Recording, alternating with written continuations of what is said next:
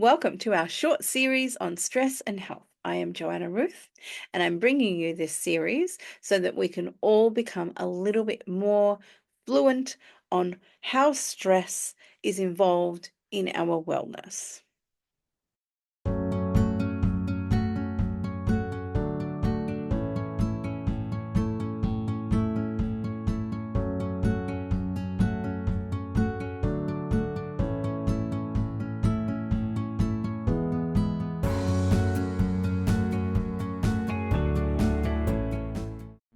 Insulin resistance is the most common health problem worldwide. That is one of the main reasons I speak about it so often.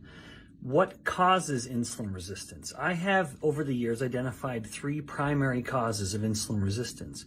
One of them is stress. Now, what does stress mean? I define stress by an elevation in the prototypical stress hormones, namely cortisol and epinephrine, which is also known as adrenaline. Both of these hormones, which are increased during a stressed state, can acutely or very rapidly cause insulin resistance. Today, I'm introducing Dr. Ben Bikman to you. He's got some very, very well explained information about our wellness. And there's one part of what he's talking about that I need to extend upon because he is a scientist who works in his own laboratory at a university.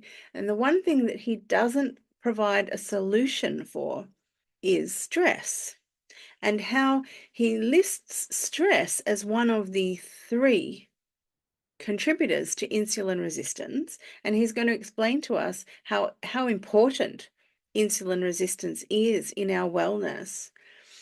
And we all know that stress is a problem in our lives, but we don't seem to know how to deal with it. So we speak of it that it is a contributor to our illnesses, but we don't do anything about it. So let's listen to Ben Bikman, Dr. Ben Bikman, about his explanations of insulin resistance, its causes, and what comes from insulin resistance as well. Insulin resistance is a problem with two parts. There's two aspects to this condition that we call insulin resistance. The first being the fact that the hormone insulin isn't working very well. Emphasis on some cells of the body are resistant to insulin's effect. Now, at the same time, that's happening at certain cells of the body. Within the entire body, at the whole body level, blood insulin levels are higher than they were before. So insulin isn't signaling entirely properly throughout the body, and insulin levels are elevated in the blood. The precise term there being hyperinsulinemia. All right, now let's move into the topic for today, which is why does insulin resistance matter? There's going to be 5 total problems we talk about. Diabetes is the first one, then fatty liver disease, then Alzheimer's disease, then hypertension, the most common contributor to heart disease, and then infertility to wrap it up at the end. The least lethal of all of them, but one of the more heartbreaking for those who struggle with. Now you are familiar with the metabolic origins, specifically how insulin resistance contributes to diabetes, fatty liver disease, Alzheimer's disease, heart disease, and even the 2 most common forms of infertility. And we could keep going because there are more, but that's all we'll cover for today's metabolic classroom. Okay, so where does insulin resistance come from? It comes from chronic inflammation. Now, do you know what causes chronic inflammation? If you've got it, you need to start working on that so that you don't develop insulin resistance. It also comes from chronic stress responses. Do you know what's causing you chronic stress responses? If you don't, you need to get informed, don't you? So that you don't end up with insulin resistance and all that comes from it. The third thing that Dr. Ben Bikman speaks about is chronically elevated insulin. And the way that we get chronically elevated insulin is by consuming carbohydrates above a certain level. And everyone has a slightly different level. Some of us are more sensitive to carbohydrates, some of us are less sensitive to carbohydrates. And if you don't know where your level is, maybe you need to investigate that too. The metabolic syndrome affects roughly half of all adults across the entire planet. That makes the metabolic syndrome the single most prevalent disease or health disorder in the world. That's why this topic matters so much. Metabolic syndrome is a cluster of complications, in particular, 5 disorders that were noticed over the years to always clump together. They are, in no particular order, a bunch of highs and a low. So, high blood glucose, high waist circumference, high triglycerides, high blood pressure. Those are the highs, the 4 highs, and then lastly, the 1 low, low HDL. At first glance, those don't appear to have anything in common, that you can't see how they're related. But just like all the fingers of my hand that I was just acting up, all the fingers come from one hand, so too all of these complications of the metabolic syndrome come from or share one common point, which is insulin resistance. Insulin resistance is at the heart of the metabolic syndrome. In fact, so much so that what we call the metabolic syndrome used to be called the insulin resistance syndrome, where every single chronic disease is in some way influenced by insulin resistance, where insulin resistance is either directly causing the disorder or it is facilitating the disorder. Session for today. So where does insulin resistance come from? Again, inflammation, stress, and elevated insulin. This is, when I say stress, I really mean the stress hormones. I can't help but think about stress as a hormone response or an endocrine situation. So cortisol and epinephrine. These hormones are actually totally unrelated. They are produced in different cell types. They are moved through they're produced very differently. They're very different types of hormones. They move through the blood in different ways. They actually act on different cells throughout the body in different ways and have different effects throughout the body.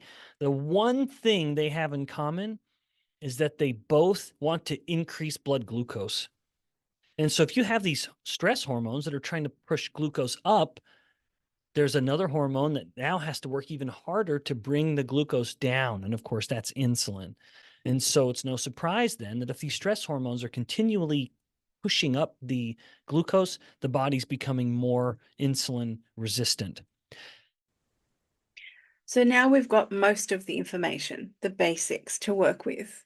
I want to address each of the 3 causes of insulin resistance and help you to think about what you might do to change aspects of your life, different parts of your lifestyle, bringing things in, eliminating a few things. The first one we're going to talk about is chronic inflammation.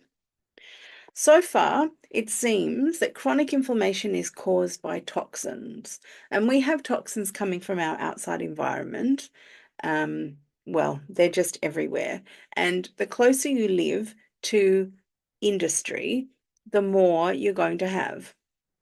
The newer your house, the more you're going to have. The newer your furniture, the more you're going to have. The newer your cars, the more you're going to have. There are toxins in the air, in the foods that we eat, especially packaged foods have way more toxins than single ingredient foods. The light that we have in our environments, the fact that we're inside most of the time, many of us don't see the sunrise or the sunset. We have toxins in our water, and we also have some hidden toxins in our thoughts. Most of the toxins that are measurable are the physical ones. So what can we do about these toxins that are confronting our bodies, and our bodies are saying, oh, we're going to create some inflammation because you're hurting us, and the inflammation response is a response to any kind of hurt. So we can clean the water that we drink and perhaps even shower in. We can even clean the air now a little bit in our homes. We can open the windows and get in fresh air if we live in an environment where there is much fresh air. We can change the foods that we eat so that we're eating less inflammatory foods. The more animal foods that you eat, the less plant foods that you eat, you're going to steer yourself in that direction. We can try to remove as many toxins from our physical environment as possible. And I suggest that we do it little by little.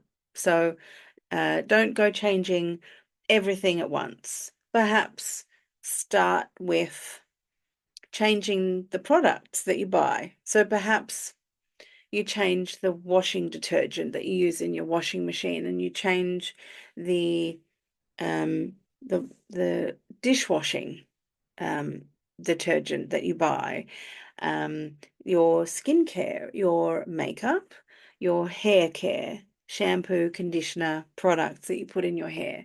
Anything that comes in contact with your skin or comes in contact with your clothes that come in contact with your skin is going to give you an avenue to bringing those toxins into your body. So be mindful about what's touching your skin, what's in your air that you breathe, what's in the water that you drink, and the food that you eat. I also like to include thoughts that you think, but we'll get to that in a minute because I think that comes into the last category that we're going to talk about more cleanly. The next one we're going to talk about is chronically elevated insulin. Now, this sort of tag teams on the food and the drink as well, because your chronically elevated insulin is most likely going to be occurring because of the food that you eat and the drinks that you drink. So, if you want to lower your insulin resistance or the chance of increasing your insulin resistance, if you want to bring it down, reduce the risk, then you need to reduce the carbohydrates that you consume, whether it be drunk carbohydrates, not they're drunk, you have drunk the carbohydrates or eaten carbohydrates underneath the threshold.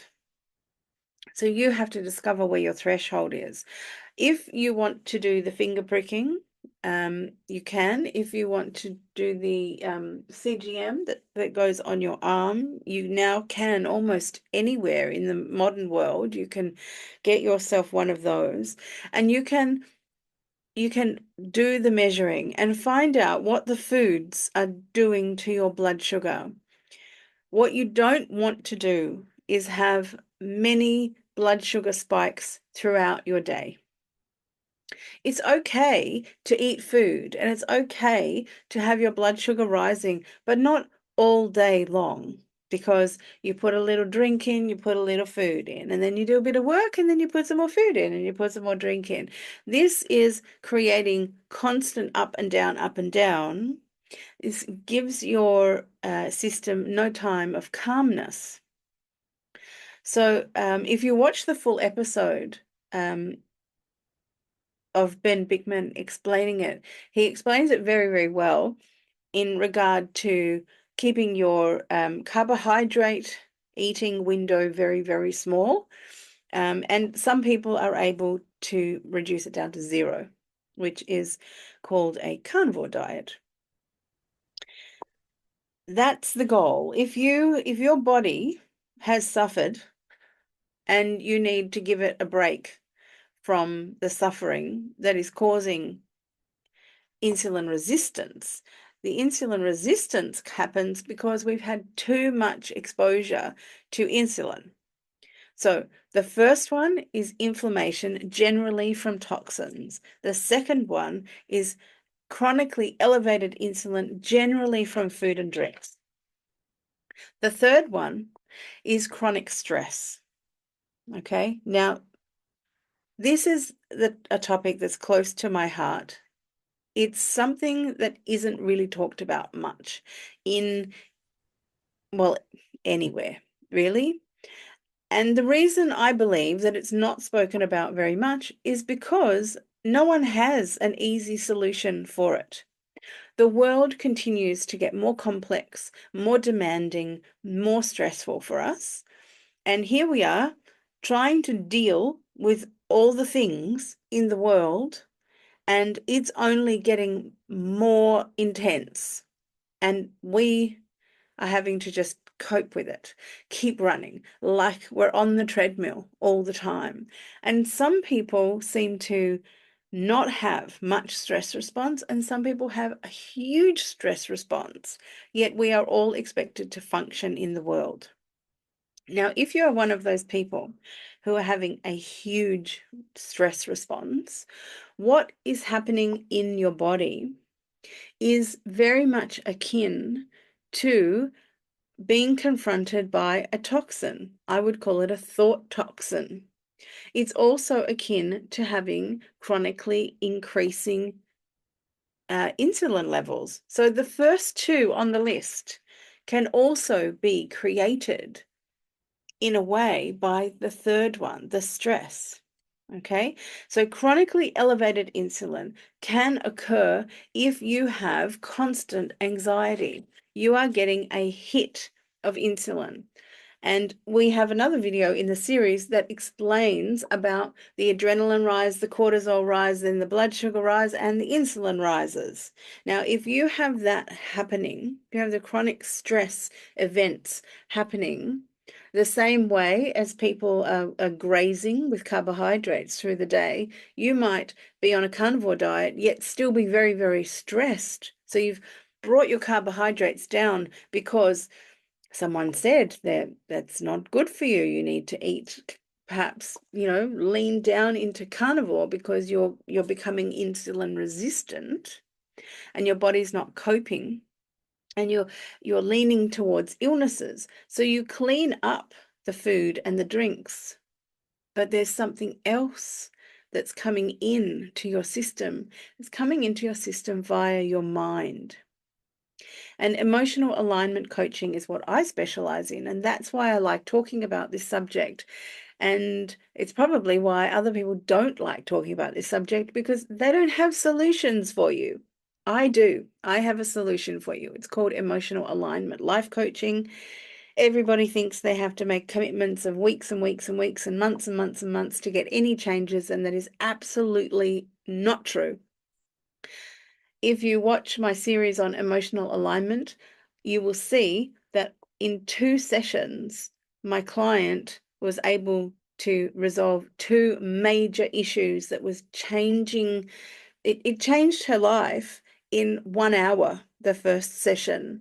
The second session, I have to get back in contact with her and find out how it changed her life. It's easy for me and it's hard for everybody else. That's all I can say. I don't know why it's easy for me. It's probably the only thing that's easy for me. Everything else is really hard, and I have to work at the physical side of my life.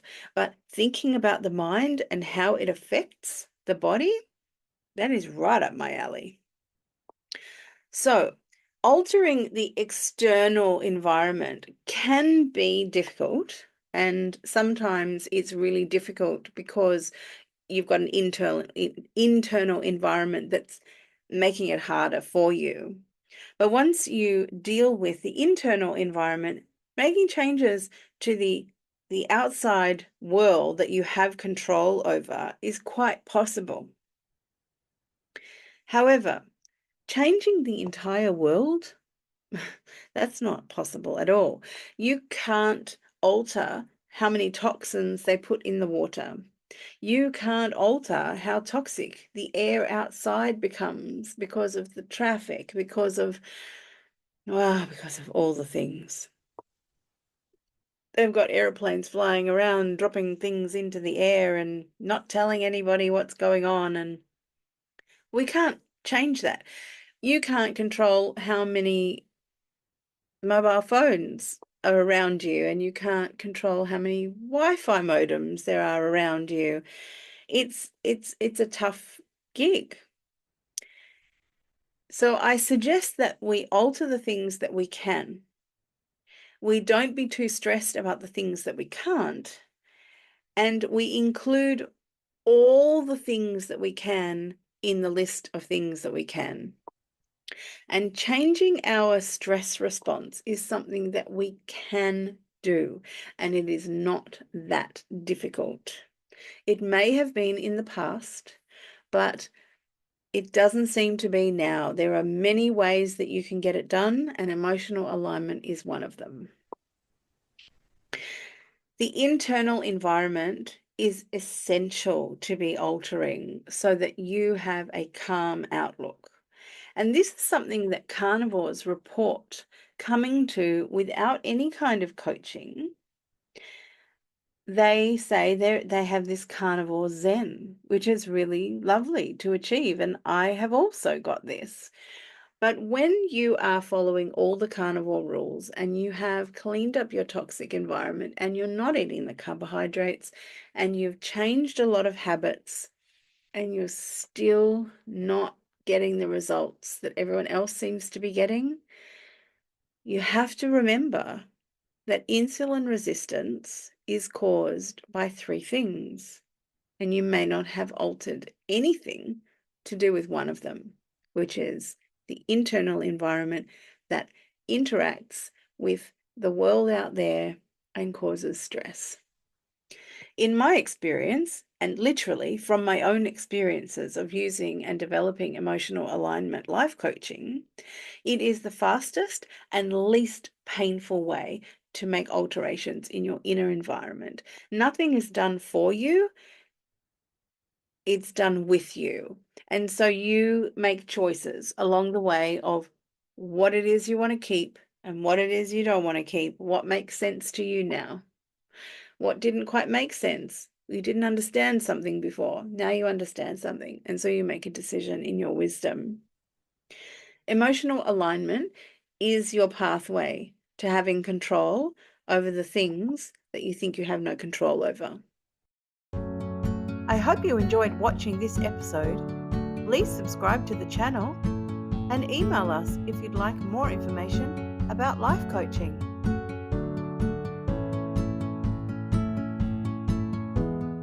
Here's a playlist for the entire series. Please like and subscribe. It helps more than you know. See you in the next video.